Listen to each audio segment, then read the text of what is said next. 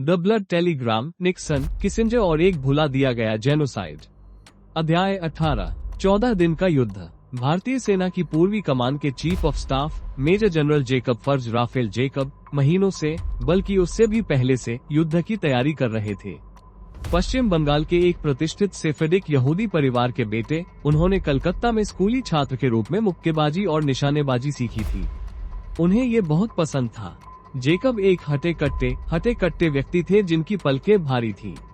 जब Nazi Germany ने यूरोपीय यहूदियों पर अत्याचार तेज कर दिए और जेकब के परिवार ने कलकत्ता भागकर आए शरणार्थियों को शरण दी, तो उन्होंने तय किया कि एक दुश्मन है जिसे हराना जरूरी है।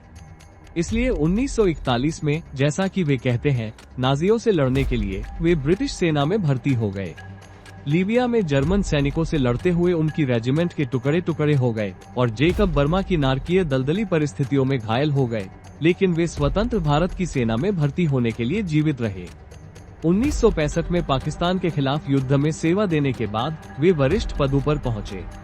जेकब एक दुर्लभ व्यक्ति हैं जो इंदिरा गांधी के बारे में प्यार से बात करते हैं, जिन्होंने उन्हें भारत के यहूदियों के बारे में अपने स्नेही सवालों। उनके अनुसार उनका पसंदीदा संगीत फिडलर ऑन द रूफ था और अपने बच्चों की कहानियों से मंत्रमुग्ध कर दिया था। वे कहते हैं, मैं उनसे बहुत प्यार करता था, मुझे परवाह नहीं कि दूसरे क्या कहते हैं। जेकब को इस बात का आनंद है कि पाकिस्तान के खिलाफ लड़ने वाले 3 भारतीय जनरल, एक पारसी, एक सिख और एक यहूदी थे। भारत के सर्वोच्च सैन्य कमांडर जनरल सैम मानेकशॉ, द्वितीय विश्व युद्ध के एक तेजतर्रार और हंसमुख पारसी अनुभवी, जिनकी बड़ी मूंछें थीं, को जीत का जेकब जितना ही भरोसा था। भारतीय जनरलों को पता था कि पूर्वी पाकिस्तान में उनके पास जबरदस्त सैन्य बढ़त है। सीआईए का अनुमान है कि भारत की सेना में कुल 11 लाख सैनिक थे, जो पाकिस्तान के 3 लाख सैनिकों से कहीं ज्यादा थे। भारत ने अपनी युद्ध मशीनरी का निर्माण और आधुनिकीकरण किया था और अपनी थल सेना, वायुसेना और नौसेना द्वारा एक समन्वित प्रयास की योजना बनाई थी। पूर्वी पाकिस्तान में भारतीयों को बंगाली आबादी के एक बड़े हिस्से का उत्साहपूर्ण समर्थन प्राप्त था। साथ ही मुक्ति वाहिनी के रूप में एक स्थानीय लड़ाकू सहयोगी भी था, जिसने पाकिस्तानी सेना को घेर रखा था और इलाके की गहरी जानकारी रखता था। पाकिस्तान के पूर्वी सैनिक संख्या में कम, हतोत्साहित और बंगाली नागरिकों और विद्रोहियों को दबाने की कोशिश में थके हुए थे। आर्चर ब्लड हमेशा से जानते थे कि पूर्वी पाकिस्तान एक सैन्य बोझ था। वे भारत के खिलाफ इसकी रक्षा कभी नहीं कर सकते क्योंकि यह लगभग भारत से घिरा हुआ है और 1000 मील से भी ज्यादा दूर है। भारत की युद्ध योजनाओं ने इसकी पुष्टि की। पूर्व में ऐसा लगता है कि भारतीयों ने एक साहसिक रणनीति चुनी थी, जिसे जेकब कहते हैं कि उन्होंने प्रस्तावित किया था, आप सीधे ढाका की ओर बढ़ें, सहायक शहरों को नजरअंदाज करें। कई अन्य जनरलों ने हमले की योजना पर चर्चा की, लेकिन वे मूल अवधारणा पर सहमत थे। जैसा कि जेकब बताते हैं, ढाका गुरुत्वाकर्षण का केंद्र है, पूर्वी पाकिस्तान का भू राजनीतिक हृदय। जब तक आप ढाका पर कब्जा नहीं कर लेते, युद्ध पूरा नहीं हो सकता। यह इस बात का प्रमाण है कि युद्ध कितना सफल रहा और तब से भारतीय जनरल इसका श्रेय लेने की होड़ में लगे हुए हैं। जेकब के अनुसार जब उन्होंने अगस्त में योजना पर चर्चा की, तो मानेकशॉ और अन्य जनरल शेष 2 मुख्य शहरों, चटगांव और खुलना पर कब्जा करना चाहते थे, जिससे ढाका का पतन हो जाता। जेकब कहते हैं, मैंने कहा, बिल्कुल नहीं, चटगांव एक सीमावर्ती क्षेत्र है, इसका युद्ध से कोई लेना देना नहीं है।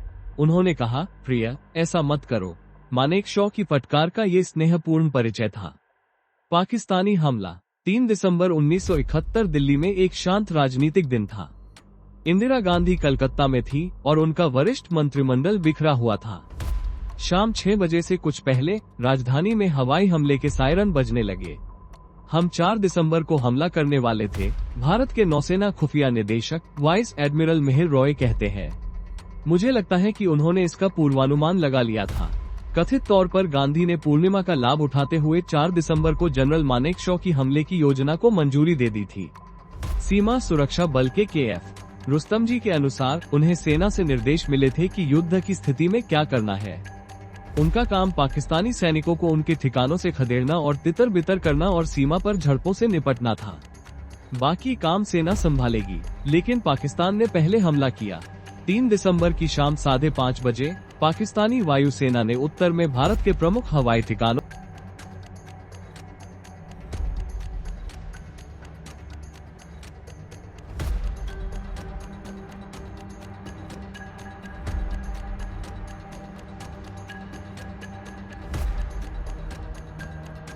और पंजाब, राजस्थान और उत्तर प्रदेश के शहरों पर समन्वित और आश्चर्यजनक हमले किए।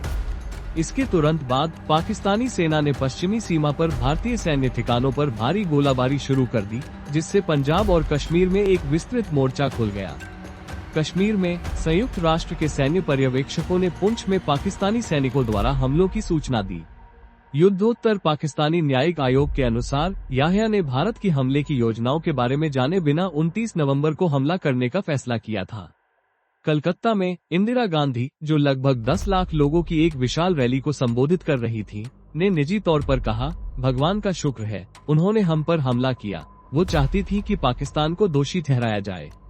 अब ऐसा ही होगा। खबर मिलने पर प्रधानमंत्री ने कोई प्रत्यक्ष भावना नहीं दिखाई, लेकिन उसी रात बाद में जब वो दिल्ली लौटी तो उन्हें डर था कि पाकिस्तानी वायुसेना उनके विमान को आसमान से ही मार गिरा सकती है।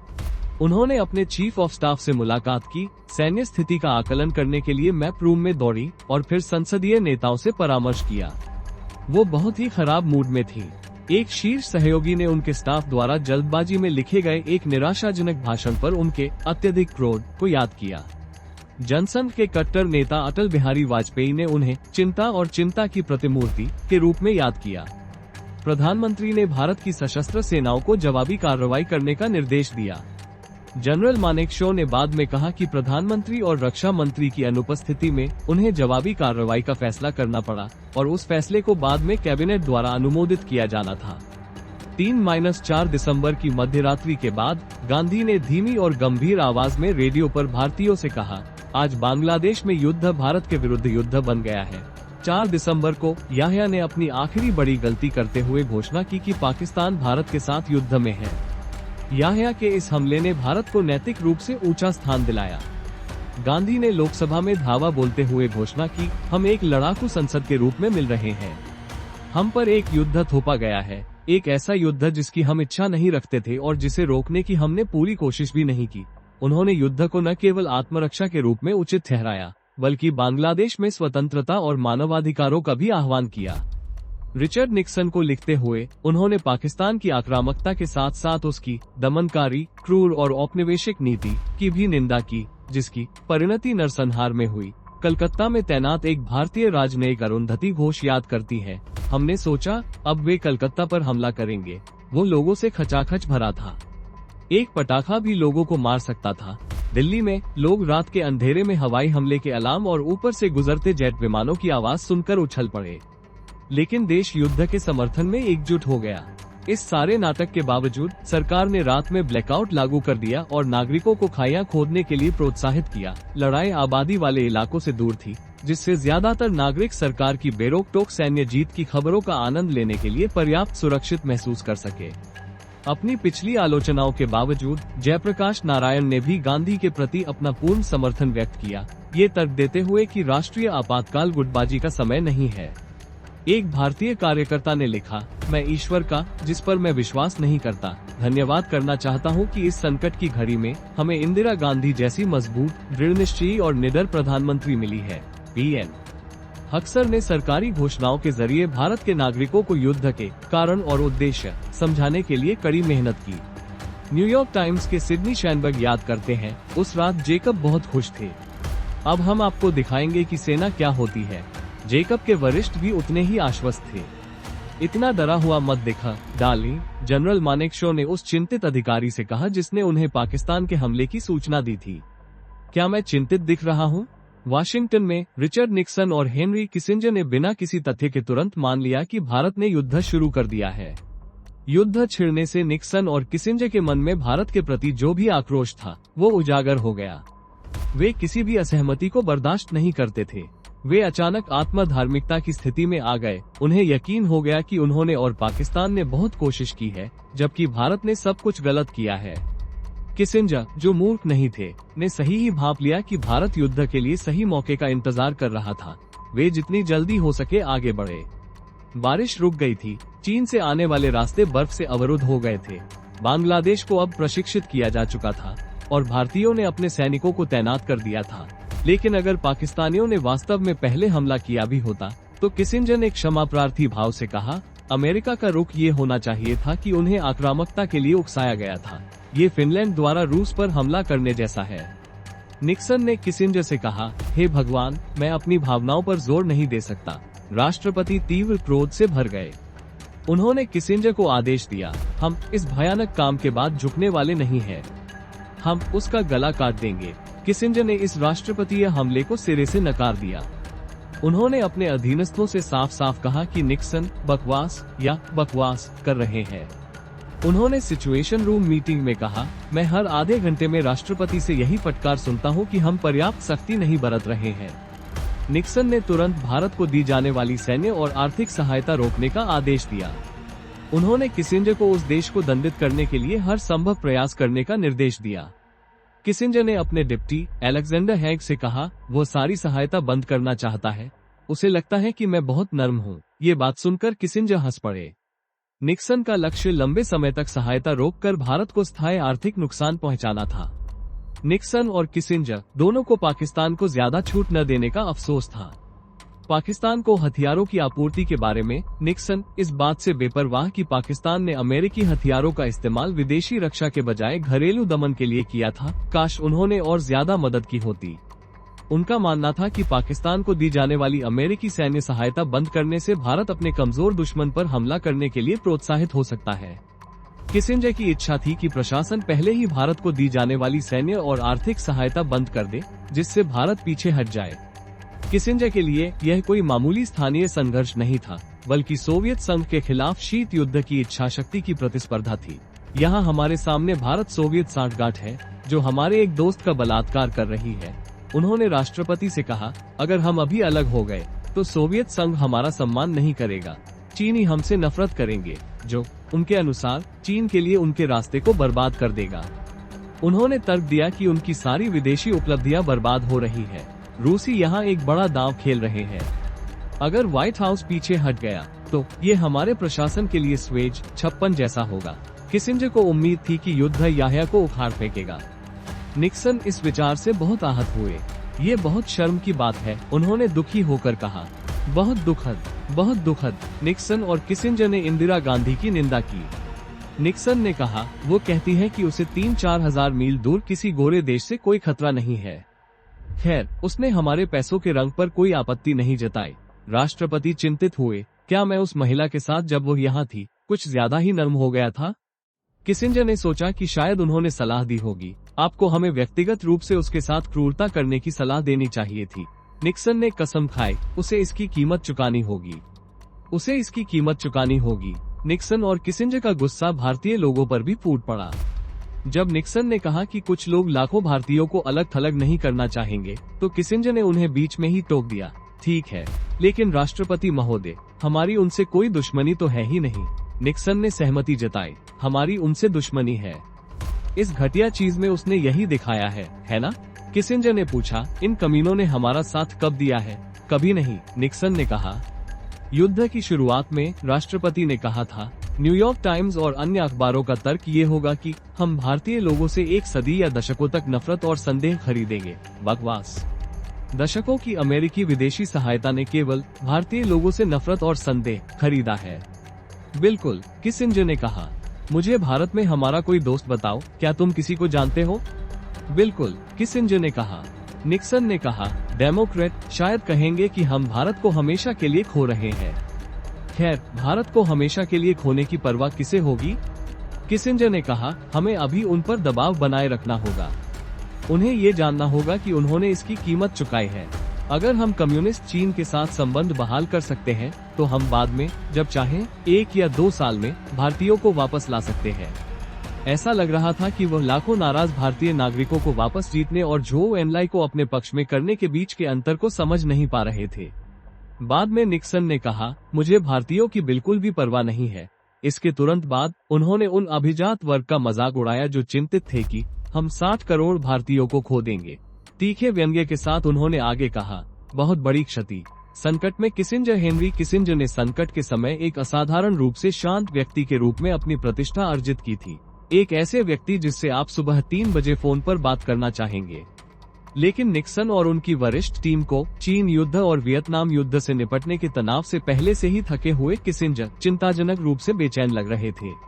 एक बड़े युद्ध को रोकने के लिए महीनों तक खुद को समर्पित करने के बाद वो असफल हो गए थे। उनकी आवाज धीमी हो गई थी, जिसका कारण निक्सन ने तनाव बताया। वो थके हुए और तर्कहीन लग रहे थे।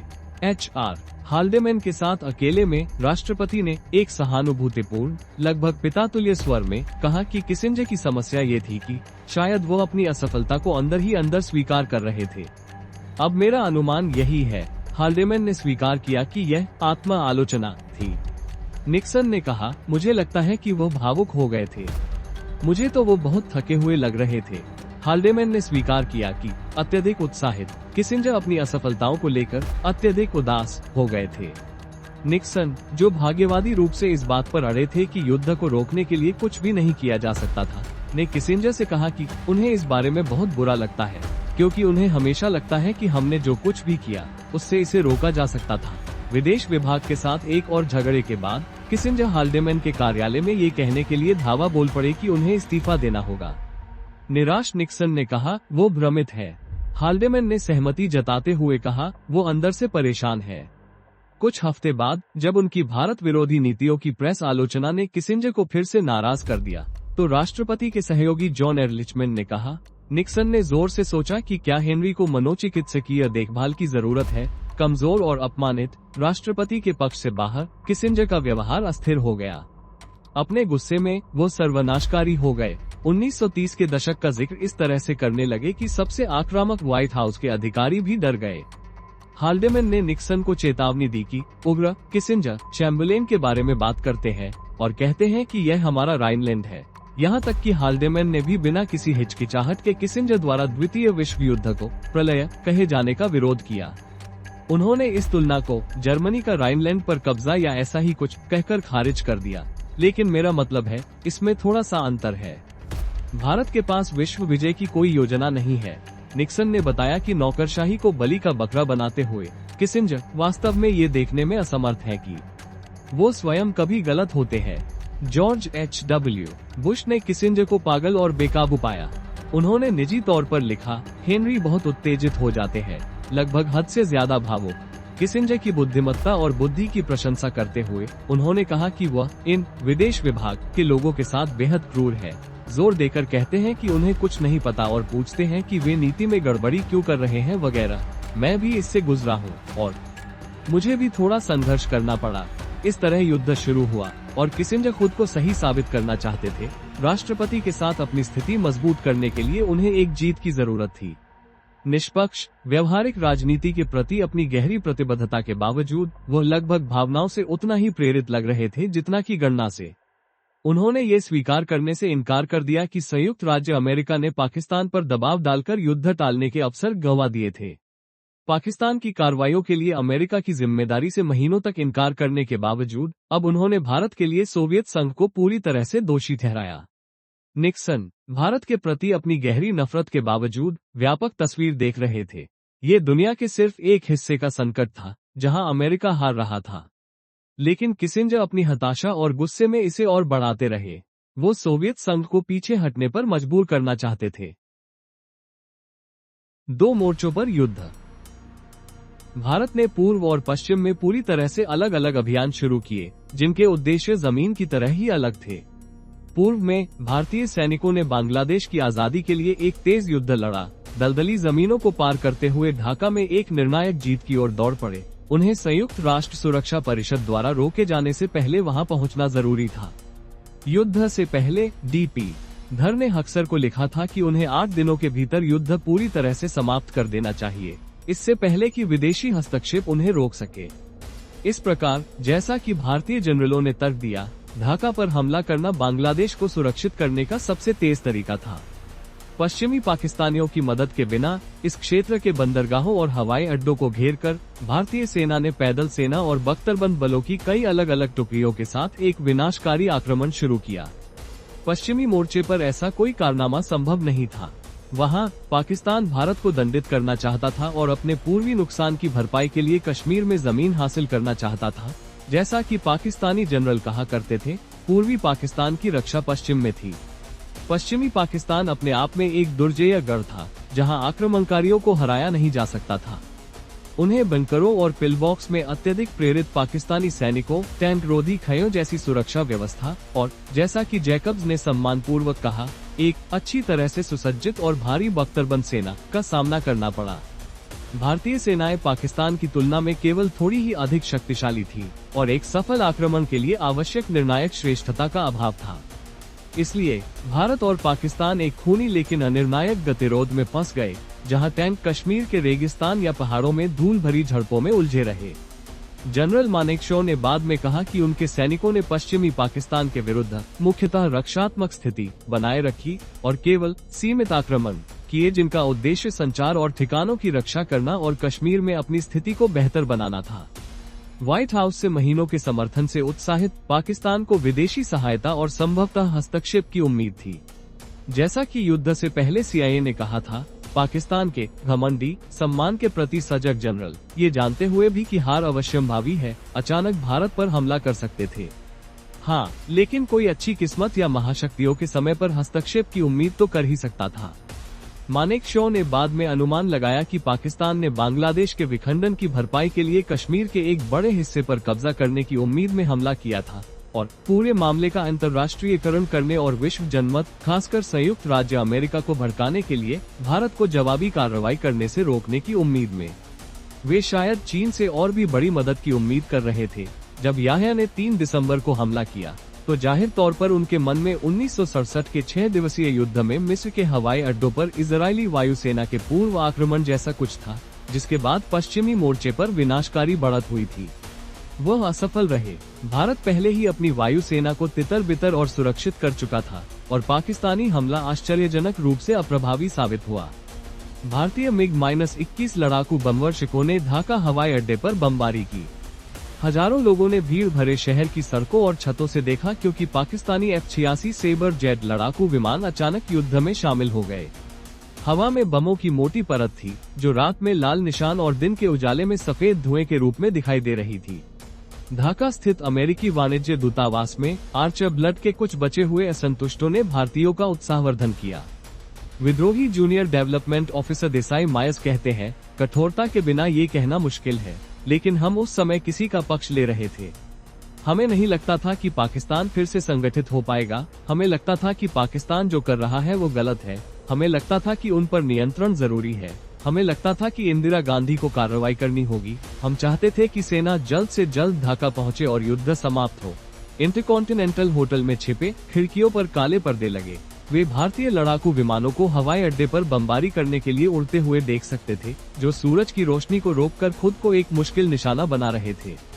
भारतीय वायुसेना, जिसके पास विमानों में 3 से 1 की बढ़त थी, ने तेजी से पूर्वी आसमान पर अपना दबदबा स्थापित कर लिया, ढाका हवाई अड्डे को तबाह कर दिया और पूर्व में पाकिस्तान के ज्यादातर छोटे लड़ाकू विमानों के समूह को नष्ट कर दिया। इस हवाई श्रेष्ठता के साथ भारत की वायुसेना ने नीचे अपने आगे बढ़ते सैनिकों को कवर प्रदान किया और पाकिस्तान के बचे हुए युद्धक विमानों और हवाई ठिकानों, रडार इकाइयों, ईंधन डिपो और बख्तरबंद डिवीजनों को नष्ट कर दिया। भारतीय सेना की पूर्वी कमान के general officer commanding in chief lieutenant general Jagjit Singh Arora, जो तेज आंखों और सजी धजी मूंछों वाले एक कठोर और बुद्धिमान सिख सैनिक थे, ने बाद में बांग्लादेश के लिए लड़ाई को बाधाओं की लड़ाई कहा। उन्होंने और उनके चीफ ऑफ स्टाफ जैकब ने अपने सैनिकों को तेज बहाव वाली नदियों और नालों से घिरे इलाके से होकर गुजारा और आगे बढ़ते हुए सैनिकों को पार कराने के लिए इंजीनियरों, पुल निर्माण उपकरणों और नदी के बजरों पर निर्भर रहे। चुनौती को और बढ़ाते हुए मुक्ति वाहिनी के गुरिल्लाओं ने पहले ही कई पुल उड़ा दिए थे, लेकिन मुक्ति वाहिनी, जिसे युद्ध में बाद में जनरल अरोड़ा की कमान में लाया गया, ने पुलों का निर्माण करके और भारतीय सैनिकों के लिए स्थानीय परिवहन की व्यवस्था करके इसकी भरपाई की। स्थानीय नागरिकों के समर्थन पर निर्भर इन बंगाली विद्रोहियों ने नदी की नावों, रिक्शा और बैलगाड़ियों का इस्तेमाल करके भारतीय सैनिकों की बढ़त को तेज कर दिया। बंगाली ग्रामीण अपने परिचित ग्रामीण इलाकों में भारतीय सैनिकों के लिए बंदूकें और गोला बारूद ले जा रहे थे। एक समय 20 स्थानीय लोगों ने एक दलदली चावल के खेत में 5.5 इंच की मध्यम तोप को धकेला, जबकि अन्य बंगाली उसका गोला बारूद धो रहे थे। भारत की हवाई श्रेष्ठता ने भारतीय सैनिकों को बिना बिखरे या आड़ लिए दुश्मन के लड़ाकू विमानों की बमबारी के डर के बिना आगे बढ़ने की आजादी दी। भारत ने मुक्ति वाहिनी और अंततः भारतीय सेना से संपर्क स्थापित करने के लिए पूर्वी पाकिस्तान में पैराट्रूपर्स की बटालियनों को हेलीकॉप्टरों से उतारा। जनरल जेकब की संतुष्टि के लिए उन्होंने युद्ध योजना के अनुसार ठीक समय पर एक बड़ी पैराट्रूपर लैंडिंग की, अपनी हवाई श्रेष्ठता पर इतना भरोसा कि पैराट्रूपर्स दिन के उजाले में उतरे। एक भारतीय जनरल के शब्दों में, हेलीकॉप्टर एक हवाई पुल बन गए। पाकिस्तानी सैनिकों के बंकरों और किलेबंद ठिकानों में छिपे होने के कारण भारतीयों ने उन पर सीधा हमला करने के बजाय उन्हें बाईपास करना बेहतर समझा, जिससे पर्याप्त भारतीय सैनिक या कई मामलों में मुक्ति वाहिनी सेनाएं पाकिस्तानियों को फंसाए रखने के लिए पीछे छूट गए। एडमिरल रॉय याद करते हैं, हम सीधे ढाका पहुंचे और शहरों का चक्कर लगाया। शहरों पर कब्जा करने का समय नहीं था। ढाका पहुंचने के लिए दृढ़ संकल्पित भारतीय सैनिकों ने केवल 2 प्रमुख शहरों जेसोर और कोमिला पर कब्जा किया। राजमार्गों, जो निश्चित लक्ष्य थे, का उपयोग करने के बजाय भारतीयों ने स्थानीय नदी तटीय इलाकों के मुक्ति वाहिनी के अनूठे ज्ञान की सहायता से कच्ची सड़कों या खेतों से होकर आगे बढ़ने की कोशिश की। बमबारी से तबाह हुए एक स्कूल में एक भारतीय अधिकारी ने न्यूयॉर्क टाइम्स के सिडनी शैनबर्ग से कहा, हम उन्हें कड़ी टक्कर दे रहे हैं। जमालपुर जैसी कई जगहों पर भारतीयों को पाकिस्तानी सेना के कड़े प्रतिरोध का सामना करना पड़ा। भारत की आत्मसमर्पण की मांग के जवाब में एक पाकिस्तानी कर्नल ने लिखा, मुक्ति वाहिनी को मेरा प्यार देना। उन्होंने अपने पत्र में एक चीनी निर्मित गोली भी संलग्न की। एक अन्य गांव में शैनबर्ग, जो एक भारतीय टैंक इकाई के साथ थे, याद करते हैं कि कैसे उन्होंने टैंक की गोलाबारी से तबाह हुई खाई में जले हुए पाकिस्तानी सैनिकों को सहमे हुए देखा था। एक खेत में उन्होंने अपने बंकरों में 22 मृत पाकिस्तानी सैनिकों को देखा। कुछ शांत दिख रहे थे, लेकिन अन्य भारतीय तोपखाने के हमलों से अपंग या क्षतिग्रस्त हो गए थे। एक बंकर पूरी तरह से ढह गया था, जिससे कब्र बन चुके बंकर से 2 बूट पहने पैर बाहर निकल आए थे। मुक्ति वाहिनी भारतीयों के साथ लड़ी। जैसा कि एक बांग्लादेशी कमांडर ने बाद में शेखी बघारी, एक बार फिर हमने दुनिया को दिखा दिया है कि बंगाली एक लड़ाकू योद्धा जाति है। एक भारतीय पायलट के गोलाबारी में मारे जाने के बाद विद्रोहियों ने उसे शरण दी। जब विद्रोहियों ने पाकिस्तानी सैनिकों पर हमला किया तो भयभीत ग्रामीण भाग गए और गोलीबारी में कई घायल हो गए। घुटनों तक कीचड़ भरे पानी में डूबे एक विद्रोही को अजीब तरह से छोटी मछलियां याद आईं, जो अपनी ही दुनिया में उछल कूद और खेल रही थी। इस गुरिल्ला ने 3 भारतीय गनैट लड़ाकू विमानों के साफ आसमान से तेजी से पाकिस्तानी तोपखानों की ओर उतरते और उसके बाद विस्फोटों और घने धुएं के खूबसूरत दृश्य पर अपनी खुशी जाहिर की। स्थानीय बंगालियों ने उत्साही भारतीय सैनिकों का जयकारे लगाकर और गले मिलकर स्वागत किया। जैसे ही भारतीय सेना आगे बढ़ी, शैनबर्ग ने घबराए हुए बंगाली नागरिकों को उनके पीछे 1-2 मील तक दौड़ते देखा, अपने घरों को लौटने की उम्मीद में। पीछे हटते पाकिस्तानियों के आखिरी क्रूर हमलों के शिकार कुछ लोग जिंदा नहीं बच पाए। न्यूयॉर्क टाइम्स के एक रिपोर्टर ने 2 मृत बंगाली नागरिकों को एक खेत में कुत्तों द्वारा नोचे जाने के लिए छोड़े हुए देखा और एक अन्य व्यक्ति का बायां हाथ काट दिया गया था और उसकी छाती फाड़ दी गई थी। अपनी ओर से कुछ मुक्ति वाहिनी और बंगालियों ने पाकिस्तानी सैनिकों और सहयोगियों से क्रूर बदला लिया। जवाबी कार्रवाई के खिलाफ भारतीय सेना के आदेशों के बावजूद एक भारतीय सेना के कैप्टन ने पाकिस्तानी सैनिकों के क्षत विक्षत शव देखे। उनकी उंगलियां और निप्पल कटे हुए थे और गला कटा हुआ था। दोनों पक्षों के सैनिकों ने, जैसा कि पक्षपातियों को भी स्वीकार करना पड़ा, असाधारण साहस के साथ लड़ाई लड़ी। फिर भी पूर्व में पाकिस्तानी सेना के कमजोर होने के कारण भारत ने दुश्मन सैनिकों से बिना किसी कारण मरने के बजाय आत्मसमर्पण करने का आग्रह किया। मानेकशॉ ने बार बार अपीलें प्रसारित की, जिनमें जोर दिया गया कि जिनेवा कन्वेंशन के तहत युद्धबंदियों के साथ सम्मानजनक व्यवहार किया जाएगा। पाकिस्तानियों के भारतीयों के सामने झुकने का एक और ज्यादा भयावह कारण था। जैसा कि वरिष्ठ भारतीय अधिकारियों ने भविष्यवाणी की थी, पाकिस्तानी सैनिकों के लिए मुक्ति वाहिनी के बजाय भारतीय सैनिकों के सामने आत्मसमर्पण करना शायद बेहतर होगा। भारत की जीत न केवल उसके सैनिकों की बहादुरी का परिणाम थी, बल्कि उनके उपकरणों और हथियारों की गुणवत्ता का भी परिणाम थी, जो भारत के अपने रक्षा उद्योग और सोवियत समर्थन का फल था। मानेकशॉ ने सोवियत संघ को उसके PT-76 उभयचर हल्के टैंकों के लिए धन्यवाद दिया, जो बांग्लादेश के कीचड़ और दलदलों में चल सकते थे, और उसके Mi-4 परिवहन हेलीकॉप्टरों के लिए भी, जो भारतीय सैनिकों को नदियों और नालों के पार ले जाते थे और घायल सैनिकों को निकालते थे। भारत के मजबूत सोवियत निर्मित T-55 मध्यम टैंक पाकिस्तान के अमेरिका निर्मित M-54 चाफी हल्के टैंकों को नष्ट कर सकते थे। सोवियत कमांडरों को भारतीय सैनिकों द्वारा अपने हथियारों की संदिग्ध प्रतिष्ठा को पुनः प्राप्त करने पर गर्व था।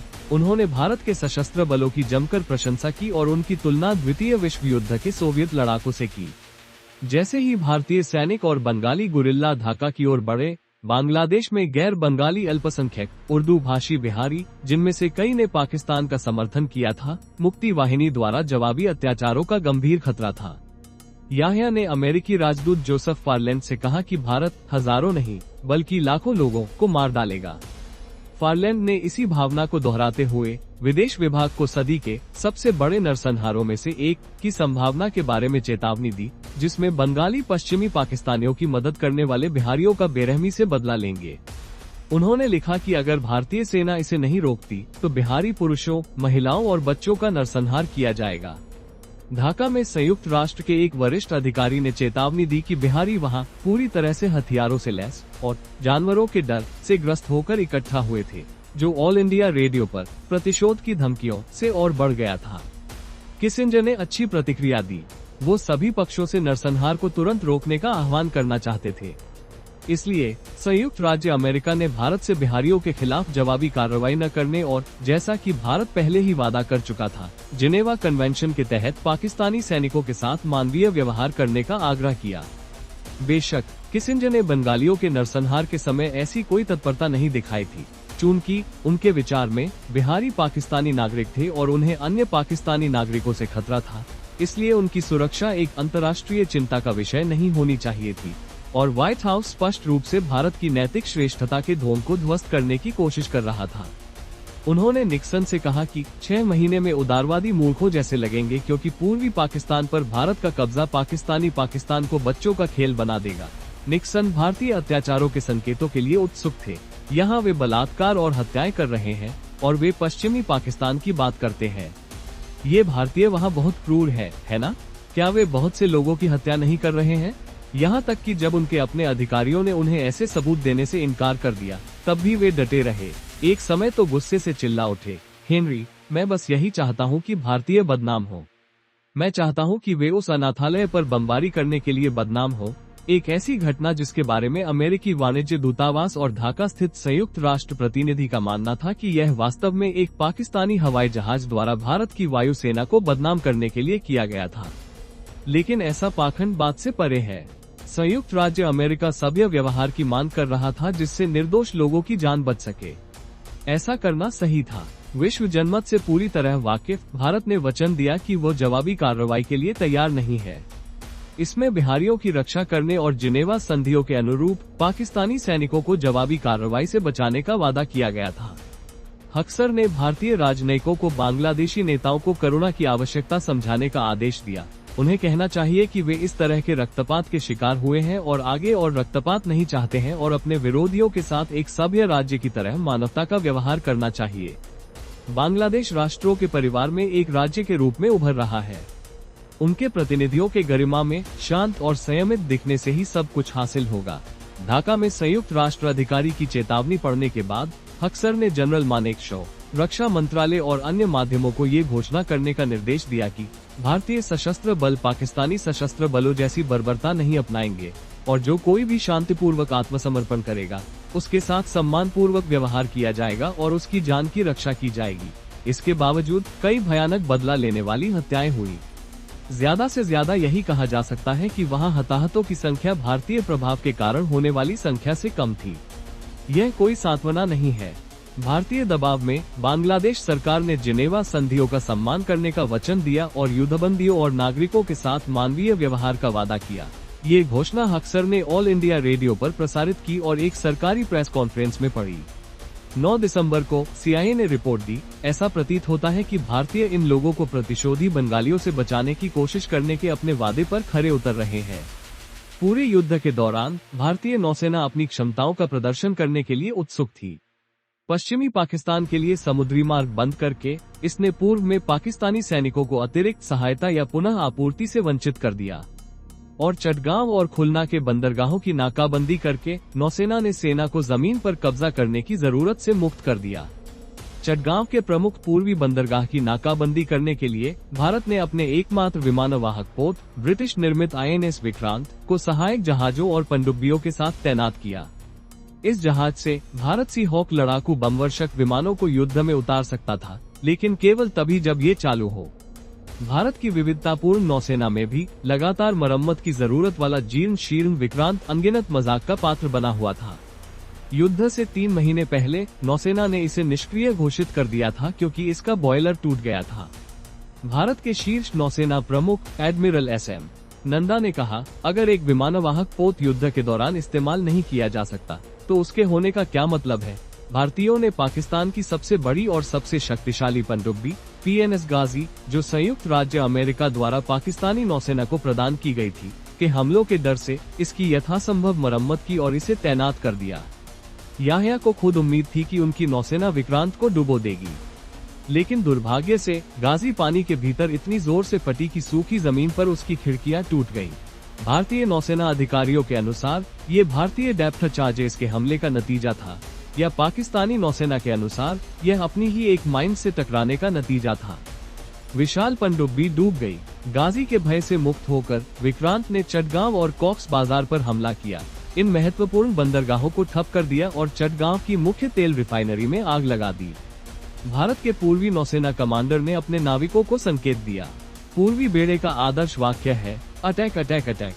पूर्वी पाकिस्तान पश्चिमी पाकिस्तान के किसी भी समुद्री मार्ग से कट गया था। इसी समय पश्चिमी पाकिस्तान में, जहां पाकिस्तानी युद्धक विमान अभी भी आसमान से उन्हें चुनौती दे रहे थे, भारतीय वायुसेना ने रावलपिंडी और बार-बार कराची के हवाई अड्डों और सैन्य प्रतिष्ठानों पर विनाशकारी हमले किए। लाहौर में भारतीय युद्धक विमानों ने ज्यादातर सैन्य ठिकानों पर हमला किया, हालांकि वे अमेरिकी वाणिज्य दूत के आवास के पास से गुजरे। जब निक्सन को पता चला कि भारतीयों ने इस्लामाबाद हवाई अड्डे पर एक अमेरिकी विमान को मार गिराया है, जो वास्तव में प्रसिद्ध परीक्षण पायलट चक येजर का था, तो वे क्रोधित हो गए और अपने कर्मचारियों को डांटा।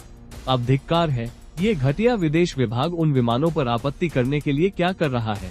भारतीय वायुसेना और नौसेना ने पाकिस्तान के महत्वपूर्ण तेल भंडारण सुविधाओं को नष्ट करने के लिए कराची के भारी किलेबंद बंदरगाह पर एक साहसिक और अचानक हमले की योजना बनाई, जहां पाकिस्तान की आपूर्ति का 4/5वां हिस्सा मौजूद था, जो पाकिस्तान की सुरक्षा के लिए बेहद जरूरी था। 4 दिसंबर की देर रात भारतीय युद्धक विमानों ने हमला किया, जबकि भारतीय नौसेना चुपके से किनारे पर पहुंची और शहर के तेल डिपो पर मिसाइलें दागी। भीषण गोलाबारी ने आसमान को एक अजीब अलौकिक गुलाबी रंग में बदल दिया। कराची के पास भारतीय युद्धपोतों ने एक विशाल पाकिस्तानी विध्वंसक PNS खैबर को डुबो दिया और एक अन्य PNS शाहजहां को गंभीर रूप से क्षतिग्रस्त कर दिया। 8 दिसंबर को एक दूसरे बड़े हमले में भारतीय नौसेना ने कराची क्षेत्र पर फिर से बमबारी की, जिससे ईंधन टैंक और टैंकर उड़ गए। अगले दिन जब शहर पर 13वां हवाई हमला हुआ तो आग फैल गई और शहर के आधे तेल भंडार इसकी चपेट में आ गए। 7 भयानक दिनों तक कराची जलता रहा। बैटल ऑफ छम। हालांकि कराची के तेल समृद्ध जंगलों में रहने वाला कोई भी व्यक्ति इसे इस तरह नहीं देख सकता था। भारत को वास्तव में एक अत्यंत दुर्जेय पश्चिमी पाकिस्तान के विरुद्ध अपेक्षाकृत सावधानी से एक जमीनी युद्ध लड़ना पड़ा। हालांकि भारत को पाकिस्तान की आक्रामक युद्ध मशीन को कुचलने और कश्मीर में अपनी स्थिति मजबूत करने की उम्मीद थी, लेकिन पूर्व में उसे जो निर्णायक विजय मिल रही थी, उसे हासिल करने की कोई संभावना नहीं थी। वाशिंगटन में इन सैन्य तथ्यों को अच्छी तरह से समझा गया था। CIA ने कथित तौर पर भारतीय कैबिनेट के विचार विमर्श तक पहुंच रखने वाले एक सूत्र के आधार पर रिपोर्ट दी कि भारत पाकिस्तान को कश्मीर में और आगे बढ़ने से रोकने के लिए पश्चिम में रक्षात्मक रुख अपनाने की योजना बना रहा है। किसिंजर ने निक्सन को इस रक्षात्मक भारतीय रुख के बारे में सूचित किया। राष्ट्रपति का मानना था कि भारत को पश्चिमी पाकिस्तान में उन पहाड़ों पर चढ़ने में बड़ी कठिनाइयों का सामना करना पड़ेगा। उन्होंने कहा कि अगर पाकिस्तान कश्मीर पर और भारत पूर्वी पाकिस्तान पर कब्जा कर लेता है तो यह एक अच्छा सौदा होगा। पश्चिम में लड़ाई तीव्र और विनाशकारी थी। मौत आसन थी। रात के अंधेरे में जब चमकते चांद ने रेगिस्तान में चलते पाकिस्तानी टैंकों को छिपा दिया, दिन के उजाले में जब एक 22 वर्षीय भारतीय लेफ्टिनेंट अपने टैंक के बुर्ज पर सीधे हमले से तुरंत मारा गया, या जल्दी नाश्ते के दौरान जब एक सीमा सुरक्षा बल का अधिकारी चपाती खा रहा था और एक पाकिस्तानी गोला अचानक उसकी श्वास नली को चीरता हुआ निकल गया। भारतीय और पाकिस्तानी सैनिकों ने एक दूसरे को सबसे गंदी पंजाबी गालियां दी। पाकिस्तान ने कश्मीर और राजस्थान में बड़े पैमाने पर हमले किए। कश्मीर के पुंछ सेक्टर में भारतीय सैनिकों को पाकिस्तानी तोपखाने और मशीन गनों के सामने टिके रहने के लिए संघर्ष करना पड़ा। 5 दिनों की भीषण लड़ाई के बाद, जिसमें भारी नुकसान हुआ, भारत ने पुंछ को सुरक्षित माना। भारतीय सैनिकों ने सिंध में एक साहसिक आक्रमण शुरू किया, साथ ही पाकिस्तान के पंजाब में भी कड़ा दबाव बनाया। लेकिन पश्चिमी मोर्चे का असर नाश्ते की बैठकों पर भी पड़ा, जहां इंदिरा गांधी और जनरल मानेकशॉ घबराहट में एक दूसरे को जानकारी देते थे। युद्ध के छठे दिन जब लड़ाई धीमी हुई तो उन्होंने उसे प्रोत्साहित करने की कोशिश की, लेकिन सैम, तुम हर दिन नहीं जीत सकते। कश्मीर में पाकिस्तान ने छम सेक्टर में भीषण हमला किया। वहां की लड़ाई युद्ध का सबसे भयावह दौर था। पाकिस्तान ने भारी मात्रा में गोलाबारी जमा कर ली थी, लगभग 200 भारी और मध्यम तोपें, जिनसे 2 दिनों में भारतीयों पर 60,000 गोले बरसाए गए। जल्द ही पहाड़ियां काली हो गईं। पाकिस्तानियों ने दोपहर में कानफोड़ू तोपों की बौछार शुरू कर दी और आधी रात के बाद तक जारी रही, जिससे रात में एक भयावह रोशनी फैल गई। जमीन कांप उठी। भारतीय सैनिकों को तबाही का एक अजीब सा एहसास हुआ। आते हुए गोलों ने युद्ध के मैदान में गड्ढे बना दिए, ठोस चट्टानें और कीचड़ हवा में ऊंची उठ गईं। उन्होंने रेत से भरे कंक्रीट के बंकरों को चकनाचूर कर दिया। जैसे ही वे एक खाई में गिरे, कीचड़ और मानव अंगों की एक भयानक बारिश हुई। पास की एक उथली नदी लाल हो गई। पाकिस्तानियों को भारतीय लड़ाकू बमवर्षकों के अथक हमलों का सामना करना पड़ा। एक भारतीय सिख रेजिमेंट ने टैंकों पर रॉकेट लॉन्चर से हमला किया, जिससे सैनिक रोमांचित हो गए जब उन्होंने देखा कि उनके अपने ही टैंक किलर ने 4 विशाल धातु के टैंकों को निष्क्रिय कर दिया। भारतीय मशीन गनें अत्यधिक इस्तेमाल से जाम हो गयी। फिर पाकिस्तानियों ने अपनी संख्याबल का फायदा उठाकर पैदल सेना पर हमला कर दिया, जिसे भारतीयों ने संगीनों का इस्तेमाल करके भीषण हाथापाई से खदेड़ने की कोशिश की। उन्हें बता दो कि वे एक सिख रेजिमेंट से लड़ रहे हैं, भारतीय मेजर, जो खुद एक हिंदू था, चिल्लाया। बेस कैंप के अस्पताल चीखते चिल्लाते घायलों से भरे हुए थे, छर्रों और गोलियों से छलनी थे और खून से लथपथ थे। अपने आतंक के खिलाफ सैनिक अपनी पत्नियों और बच्चों या किसी देवता की तस्वीरें पकड़े हुए थे। एक भारतीय सैनिक जो पाकिस्तानी सैनिकों पर बेतहाशा गोलीबारी कर रहा था, एक बम की चपेट में आ गया, जिससे उसे गंभीर अंदरूनी चोटें आई। हे प्रभु, मेरे 1 महीने के बेटे और मेरी पत्नी की खातिर मुझे बचा लो, उसने प्रार्थना की। एक अधिकारी जो मौत के कगार पर था, ने सर्जनों से अपने भाई का बदला लेने के लिए मोर्चे पर लौटने की अनुमति देने की गुहार लगाई। एक अन्य सैनिक जो लगातार गोलीबारी कर रहा था क्योंकि यही उसके बचने का एकमात्र मौका था, खून की उल्टियां कर रहा था। अन्य सैनिकों ने अपने हाथ, पैर और पैर की उंगलियां खो दी थी। 6 दिसंबर को हवाई हमलों और तोपखाने की संयुक्त बौछार से कुचले जाने पर भारतीयों को पीछे हटने के लिए मजबूर होना पड़ा। वे लड़ते रहे, लेकिन पाकिस्तानियों ने उन्हें हरा दिया।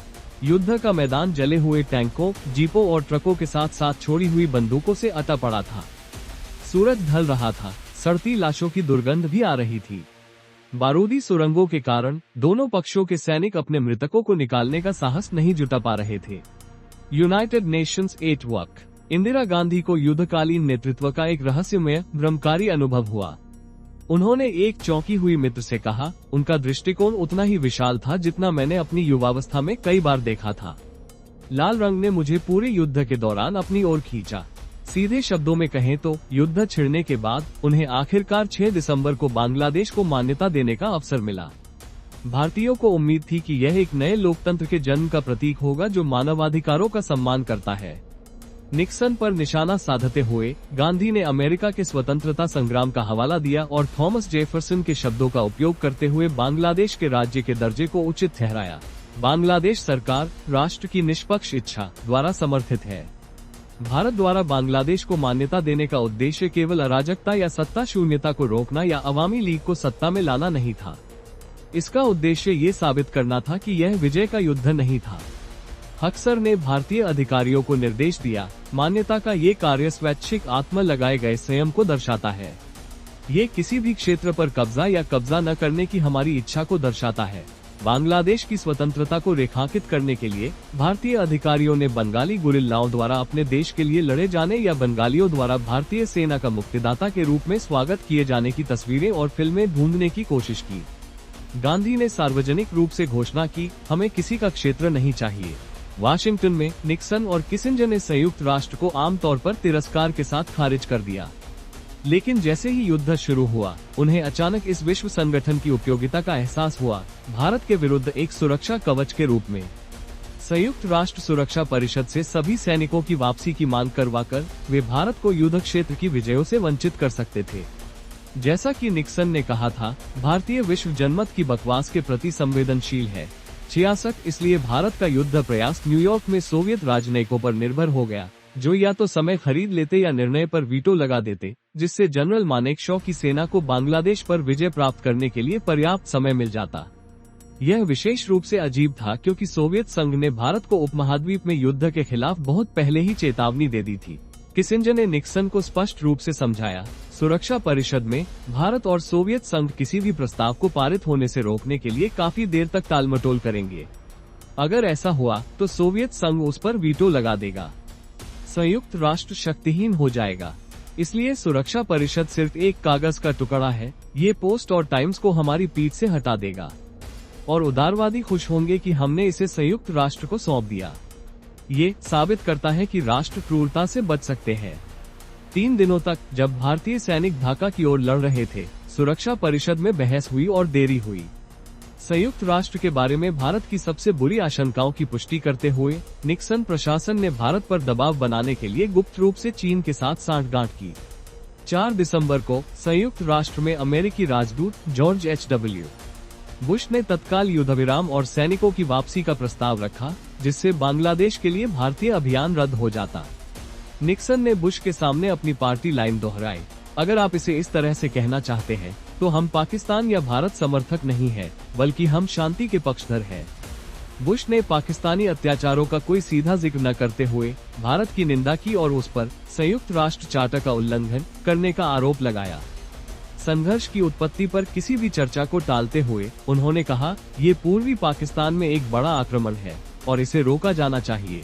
वियतनाम युद्ध में एक महाशक्ति द्वारा आक्रामक करार दिए जाने से आहत भारतीय विदेश मंत्रालय ने निजी तौर पर शिकायत की कि संयुक्त राज्य अमेरिका ने पाकिस्तान के बिना उकसावे के और खुलेआम आक्रमण और पूर्वी पाकिस्तान में नरसंहार को बढ़ावा दिया है। जब पाकिस्तान ने अपने आंतरिक मामलों में भारत के हस्तक्षेप को संयुक्त राष्ट्र चार्टर का खुला उल्लंघन बताते हुए उसकी निंदा की, तो भारतीय राजनयिकों ने व्यापक रूप से विरोध किया और कहा कि बांग्लादेश में नरसंहार पाकिस्तान का आंतरिक मामला नहीं है और नरसंहार सम्मेलन और अन्य अंतर्राष्ट्रीय समझौतों के तहत अंतर्राष्ट्रीय समुदाय के लिए चिंता का विषय है। भारतीय विदेश मंत्रालय ने बांग्लादेशियों की दुर्दशा को नजरअंदाज करते हुए बुश की पूरी तरह से पाकिस्तान समर्थक कहकर गुप्त रूप से आलोचना की। अपनी ओर से बुश ने दिखावटी तौर पर भारतीय वकालत का विरोध किया। उन्होंने निक्सन के सामने शेखी बघारी की जब एक भारतीय राजनयिक ने राष्ट्रपति का नाम लेने की हिम्मत की तो बुश उसे लपक पड़े।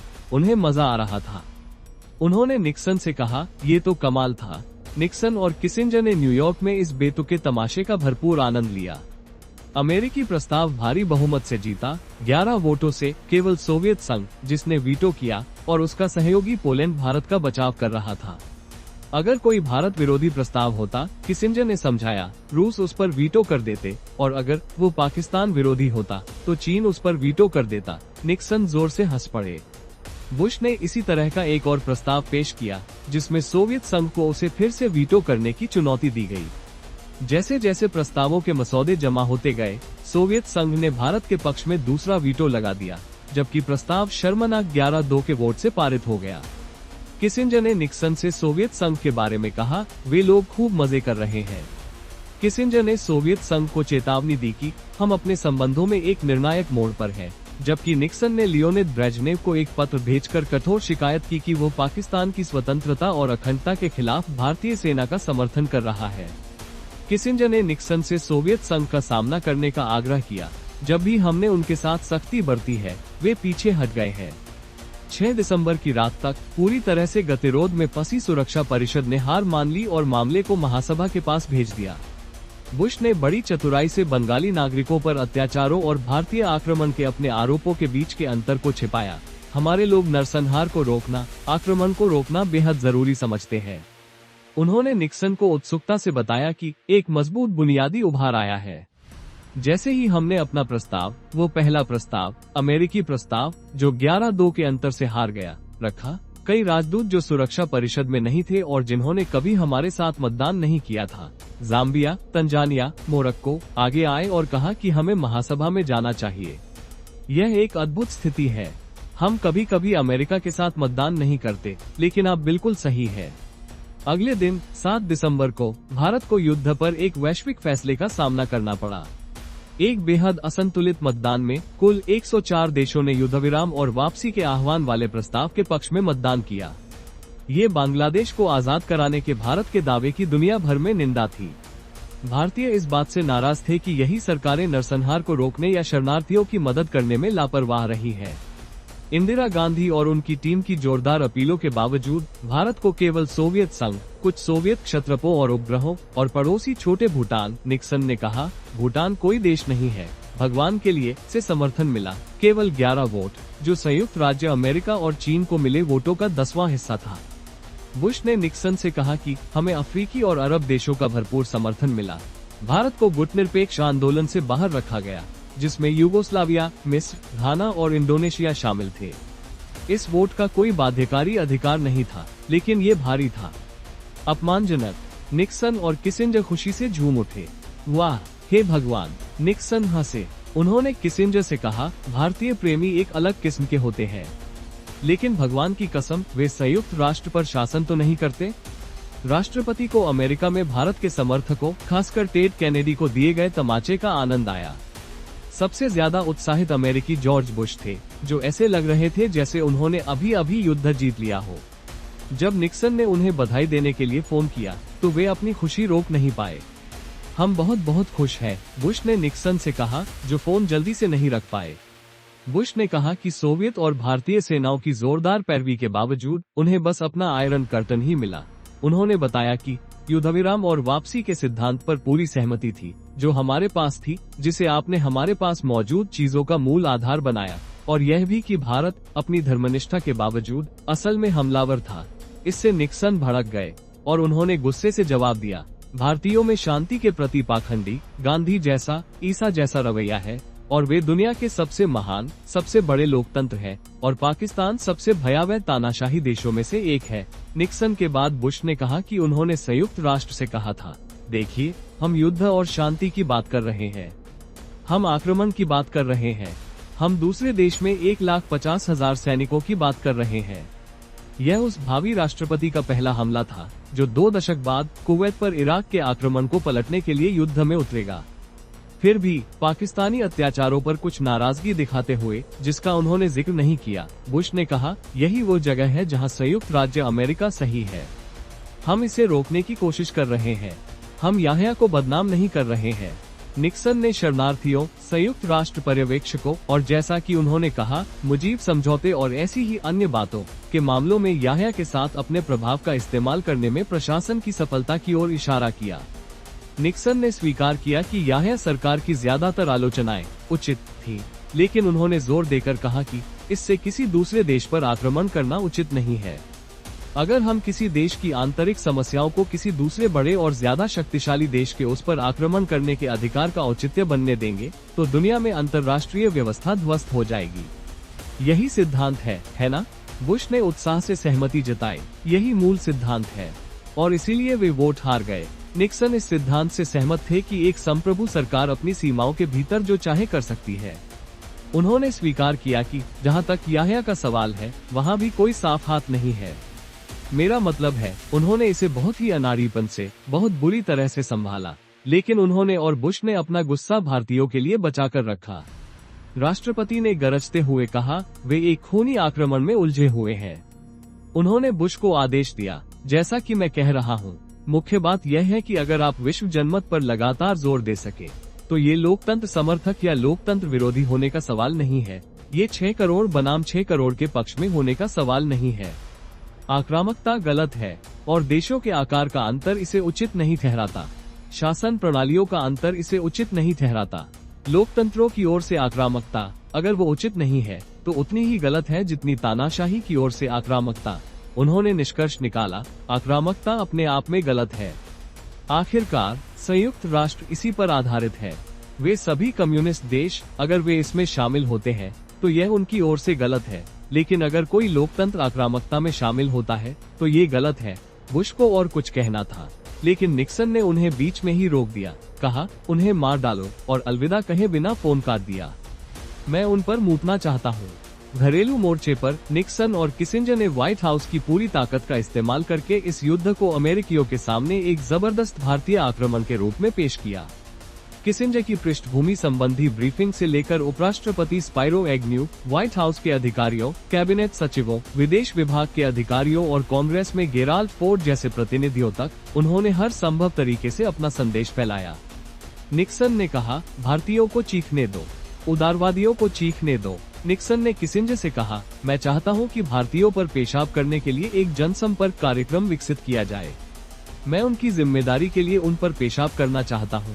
उन्होंने गुस्से में कहा, मैं चाहता हूं कि इसके लिए भारतीयों को दोषी ठहराया जाए। समझ रहे हो?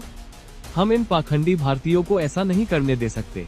उन्होंने वियतनाम में 5 साल तक हम पर पेशाब किया है। हेनरी, व्हाइट हाउस ने वियतनाम युद्ध के प्रति अमेरिकियों की नापसंदगी का कुशलतापूर्वक फायदा उठाया। निक्सन ने कहा, इस समय इस आक्रामकता के साथ आइए हम अपने विरोधियों को भारत का साथ दें। लोगों को युद्ध पसंद नहीं है, वे इसके खिलाफ हो जाएंगे। Kissinger white house press core के सामने भारतीयों के खिलाफ मामला उठाने के लिए दृढ़ थे। उन्होंने तिरस्कार पूर्वक कहा, बेशक वे शरणार्थियों को लेकर बहुत चिंतित है, लेकिन ये भारत के खिलाफ झुकने लगा है।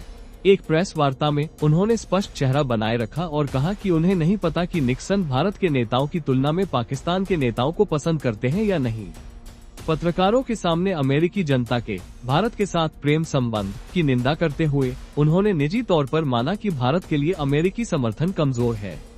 उन्होंने निक्सन से कहा, इस देश के कमीने आप पर जितना चाहे पेशाब कर सकते हैं। उन्होंने समझाया कि हमारा उदारवादी प्रतिष्ठान नैतिक रूप से भ्रष्ट है, लेकिन बौद्धिक रूप से भी पूरी तरह भ्रष्ट है। वे जो कह रहे हैं वो वास्तव में एक सहयोगी के बलात्कार की अध्यक्षता कर रहा है। उन्होंने आगे कहा, मुझे नहीं पता कि कौन सा अमेरिकी भारत को पसंद करता है। निक्सन ने कहा, कोई नहीं, सिवाय उन बुद्धिजीवियों के जो आपके खिलाफ है। किसिंजर ने आगे कहा, युद्ध शुरू होते ही टेड कैनेडी और उनके साथी डेमोक्रेट राष्ट्रपति के जबरदस्त भाषणों का जवाब नहीं दे सके। निक्सन और किसिंजर ने अपने डेमोक्रेटिक आलोचकों पर पलटवार किया और कांग्रेस में रिपब्लिकन सहयोगियों को भारत की निंदा करने के लिए प्रोत्साहित किया। संयुक्त राष्ट्र महासभा में मतदान के बाद निक्सन ने किसिंजर से कहा, हे भगवान, मुझे कहना होगा, ये चर्च, हेनरी और ये कैनेडी और न्यूयॉर्क टाइम्स और बाकी और टाइम, वे उस मतदान को देखेंगे। किसिंजर ने उनसे कैनेडी पर हमला करने का आग्रह किया। निक्सन खुद को आदर्शों का व्यक्ति मानते थे और अपनी नीतियों को आक्रामकता के खिलाफ एक जरूरी नैतिक रूप बताते थे। उन्होंने जोर देकर कहा कि राज्य को सिर पर चोट पहुंचानी चाहिए और अमेरिकी नीति इस बात से तय नहीं होती कि कोई देश लोकतांत्रिक है या नहीं। उन्होंने किसिंजर से कहा, भगवान की कसम, हम ऐसा नहीं करते। हेनरी, कोई भी बुरा काम उस सरकार से बेहतर नहीं होता जो उसे अंजाम देती है। मेरा मतलब है, जैसा कि मैंने अक्सर कहा है, इतिहास के सबसे बुरे युद्ध पश्चिमी यूरोप के ईसाई देशों के बीच लड़े गए हैं। उन्होंने तर्क दिया कि लोकतंत्र द्वारा किया गया आक्रमण लोकतंत्र द्वारा किए गए आक्रमण से भी बदतर है, क्योंकि लोकतंत्रों के नैतिक मानदंड ऊंचे होने चाहिए। उन्होंने संतोष के साथ कहा, मुझे सचमुच लगता है कि यह मुद्दा इन कमीनों के ध्यान में लाया जा रहा है। व्हाइट हाउस के प्रचार अभियान से प्रेरित होकर अमेरिकी भावनाएं भारत के विरुद्ध हो गई। उपमहाद्वीपीय युद्ध से निपटने के निक्सन के तरीके से असहज होने के बावजूद अमेरिकियों ने भारत की तुलना में पाकिस्तान के प्रति कुछ अधिक सहानुभूति व्यक्त की। कई अन्य लोग बस नजरें फेर लेते थे, किसी भी पक्ष की परवाह न करते हुए, या ये समझ नहीं पाते थे कि क्या हो रहा है। जैसा कि राष्ट्रपति ने किसिंजर से कहा, लोगों को परवाह नहीं है कि हम दोषी हैं या नहीं, क्योंकि उन्हें परवाह नहीं है कि यह सब बर्बाद हो जाए। निक्सन को इस बात का अफसोस था कि जनमत ने उन्हें पाकिस्तान को और सहायता देने की इजाजत नहीं दी, लेकिन वे आश्वस्त रहे। उन्होंने कहा, वे इस मामले में हमें नहीं छुएंगे, क्योंकि ईश्वर की कसम, देश के लिए इससे कोई फर्क नहीं पड़ता। किसिंजर को राहत मिली जब पाकिस्तानी सेना पूर्व में हार गई, तो उन्होंने व्यंग्यात्मक लहजे में कहा, इसका मतलब है कि अब कोई भी मरते हुए बंगालियों के बारे में शिकायत नहीं कर सकता। मैं उन पर मूतना चाहता हूँ। घरेलू मोर्चे पर निक्सन और किसिंजर ने व्हाइट हाउस की पूरी ताकत का इस्तेमाल करके इस युद्ध को अमेरिकियों के सामने एक जबरदस्त भारतीय आक्रमण के रूप में पेश किया। किसिंजर की पृष्ठभूमि संबंधी ब्रीफिंग से लेकर उपराष्ट्रपति स्पाइरो एग्न्यू, व्हाइट हाउस के अधिकारियों, कैबिनेट सचिवों, विदेश विभाग के अधिकारियों और कांग्रेस में गेराल्ड फोर्ड जैसे प्रतिनिधियों तक उन्होंने हर संभव तरीके से अपना संदेश फैलाया। निक्सन ने कहा, भारतीयों को चीखने दो, उदारवादियों को चीखने दो। निक्सन ने किसिंजर से कहा, मैं चाहता हूं कि इंडियंस पर मूटने के लिए एक जनसंपर्क कार्यक्रम विकसित किया जाए।